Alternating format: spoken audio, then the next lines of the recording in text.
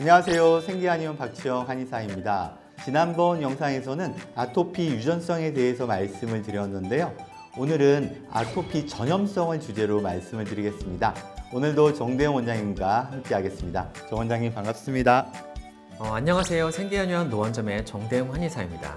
실제로 아토피는 체내 면역 불균형이기 때문에 직접적으로 옮는 병은 아니죠.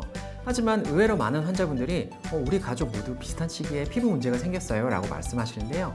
왜 가족 간에 동시에 혹은 연달아서 피부 문제가 생기는지 오늘은 이 현상의 원인을 살펴보려고 합니다.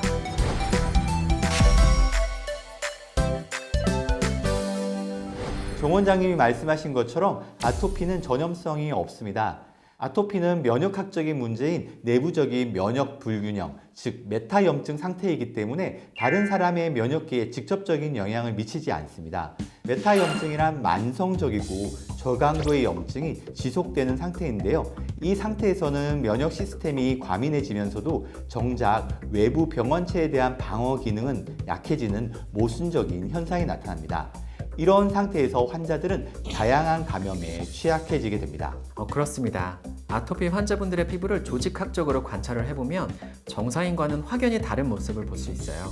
세라마이드라는 지질이 현저히 부족해서 피부 장벽이 약한 상태가 되죠. 또 필라그린이라는 중요한 단백질도 부족해서 피부 표면에 작은 균열들이 생기게 됩니다. 이러한 피부 상태에서는 세균, 바이러스, 진균 같은 그런 미생물들이 쉽게 침투하고 번식을 할 수 있습니다.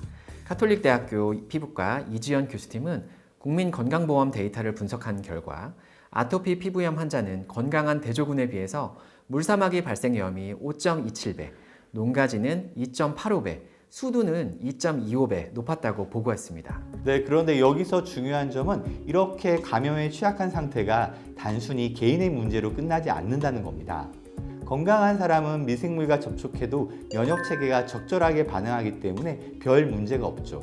하지만 상처가 있고 진물이 나는 아토피 환자의 피부는 미생물들이 번식하기 좋은 환경이 되어 일종의 증폭기 역할을 하게 됩니다. 이렇게 증식된 병원체는 가족이나 가까운 사람들에게 전파될 가능성이 높아지게 됩니다. 특히 황색 포도상구균이 그 대표적인 예입니다. 이 세균은 피부를 곰게 만들고 아이들에게는 농가진을 일으키는 박테리아입니다. 임상 연구에 따르면 아토피 환자의 피부에서는 일반인보다 훨씬 높은 비율로 이 세균이 발견됩니다. 정상인의 피부에서는 5% 미만으로 검출되는 반면에 아토피 환자의 피부에서는 90% 이상에서 이 황색 포도상구균이 검출된다고 합니다. 이 세균은 아토피 환자의 피부 염증을 악화시킬 뿐만 아니라 접촉을 통해서 다른 사람에게도 전파를 시킬 수 있습니다. 네, 연구 결과를 보면 더욱 명확한데요. 아토피 환자의 병변 부위에서는 84%, 심지어 겉으로 보기에 멀쩡해 보이는 비병변 부위에서도 67.7%에서 황색 포도상구균이 검출됩니다. 특히 진물이 나는 환자의 89.2%에서 이 세균이 검출되었다는 사실은 아토피 환자의 피부가 세균의 배지가 될 수 있음을 보여줍니다. 결국 아토피 자체가 없는 것이 아니라 아토피 환자에게서 증식된 미생물들이 다른 사람에게 옮겨가서 피부에 문제를 일으키는 간접적인 전염 현상이 발생하는 것입니다. 황색 포도상구균은 표피박리 독소를 생성하는데요. 이 독소가 표피층을 분리시켜서 포도상구균성 열상 피부증후군이라는 심각한 피부 감염증을 일으킬 수 있습니다. 이 독소는 피부에 데스모글레인이라는 단백질을 분해하고요. 각질 형성 세포 간의 결합을 약화시키게 됩니다.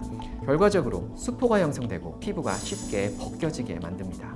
네, 이런 황색 포도상구균 감염의 실제 사례로 중학생 형의 아토피로 인해 초등학생 동생의 상처가 전반적인 습진으로 번진 경우가 있었습니다. 형의 피부에 서식하던 황색 포도상구균이 동생의 작은 상처를 통해 침투하면서 처음에는 극소적인 농가진으로 시작했다가 점차 넓은 범위의 습진으로 확대된 것이죠. 이러한 사례는 황색 포도상구균이 어떻게 가족 간에 전파되어 새로운 피부 문제를 일으킬 수 있는지를 잘 보여줍니다. 또 다른 중요한 전염 경로는 각질입니다. 아토피 환자는 일반인보다 훨씬 많은 양의 각질이 떨어지는데요.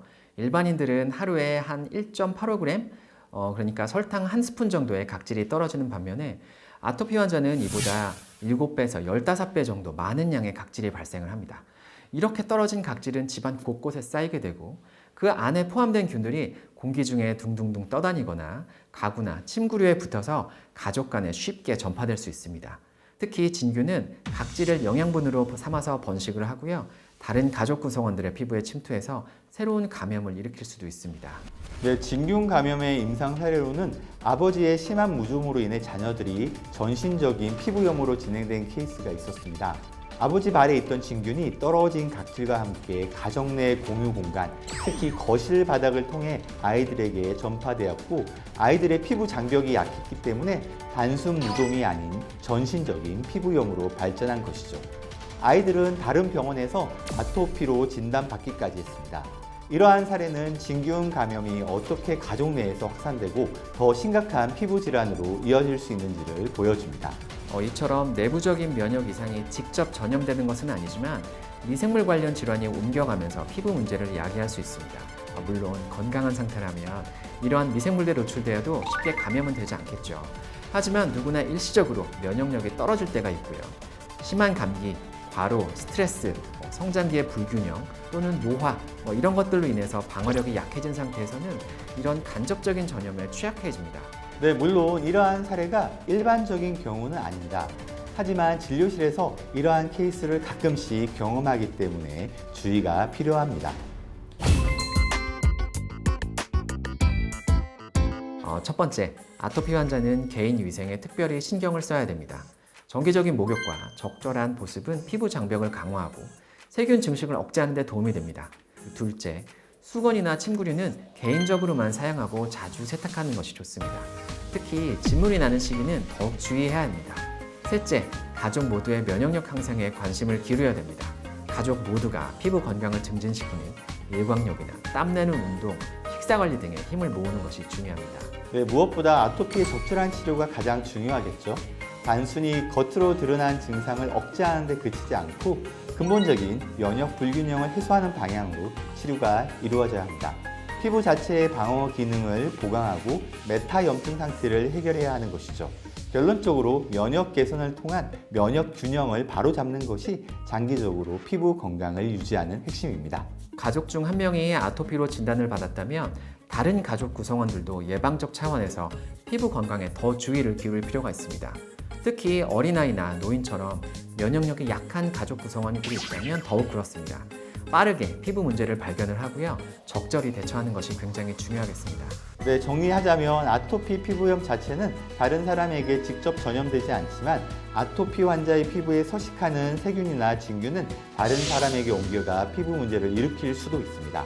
반대로 다른 가족이 가지고 있는 피부 질환으로 인해 아토피를 앓고 있는 환자의 상태가 더욱 악화될 가능성도 있다는 사실을 잊지 않아야 하겠습니다. 네, 맞습니다. 아토피 피부염을 개인만의 문제가 아니라 공동체적인 관점에서 바라보는 시각이 필요합니다. 이는 환자를 격리하거나 차별하기 위한 그런 것이 아니고요. 오히려 더 효과적인 치료와 관리를 위한 접근법입니다.